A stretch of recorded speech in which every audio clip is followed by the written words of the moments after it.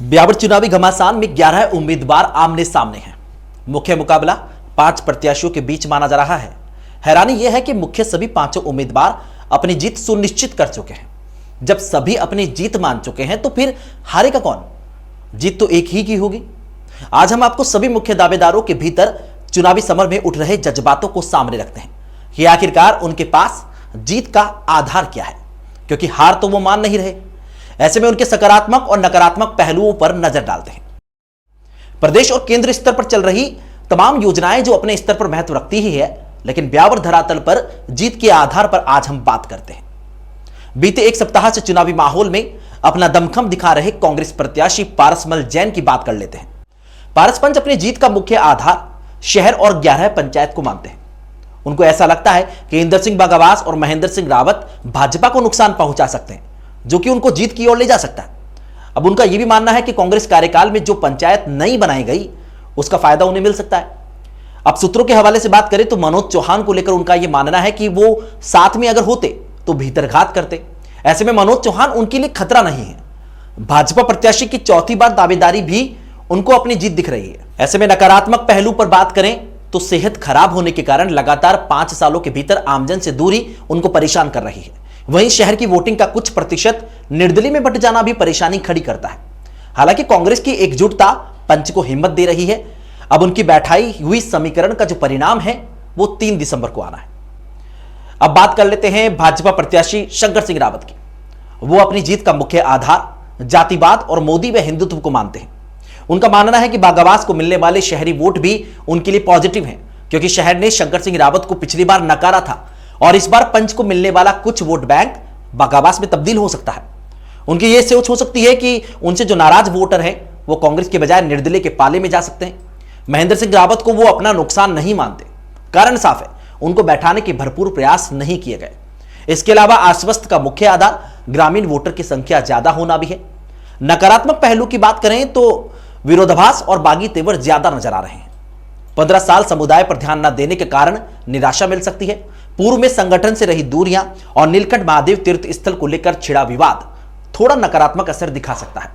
शहर से फिर दूरी और हाल ही में वसुंधरा राजे का कार्यक्रम में सोची गई उम्मीद पर खरा नहीं उतरना और उसके अलावा आरएसएस की दूरियां चिंता का कारण बन सकती है। बाकी ग्रामीण पकड़ और रावत वोट बैंक शंकर सिंह को मजबूती प्रदान किए हुए हैं। अब बात करते हैं निर्दलीय उम्मीदवार इंदर सिंह बागावास की।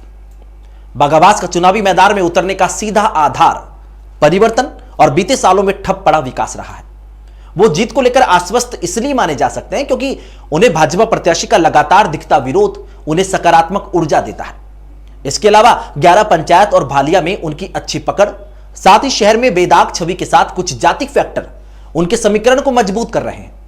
उनके लाइजनिंग और आरएसएस का सपोर्ट सहित भाजपा से नाराज वोटर्स को अपने खेमे में वो ले सकते हैं, लेकिन सीधा पार्टी से ना होना उनको नुकसान कर सकता है।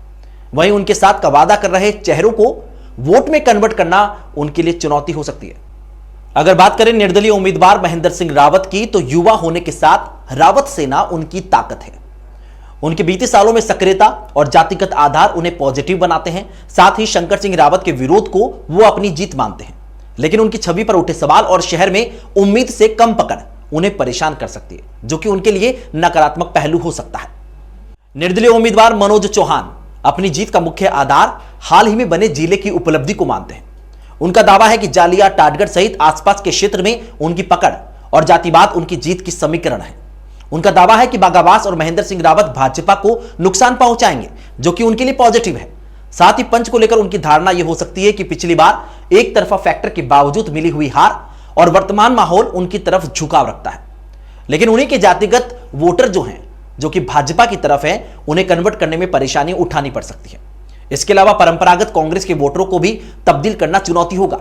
इसके अलावा ग्रामीण की तुलना में शहर में उनके परिप्रेक्ष्य में जो बनता हुआ माहौल है वो एक तरफा नजर तो नहीं आता, जिससे उनको निराशा मिल सकती है। हालांकि राजनीतिक नजरिया सबका अपना अपना है। सभी को इस चुनाव में अपनी जीत नजर आती है, लेकिन जीतना एक को है। समीकरण की गणित में कौन पास होता है और कौन फेल, कौन राजनीति का जादूगर है या बाजीगर, फैसला 3 दिसंबर को होना है। जे स्काई की आप सबसे अपील है कि जिसको भी चुने अपने विवेक से चुने, अच्छा और सच्चा चुने।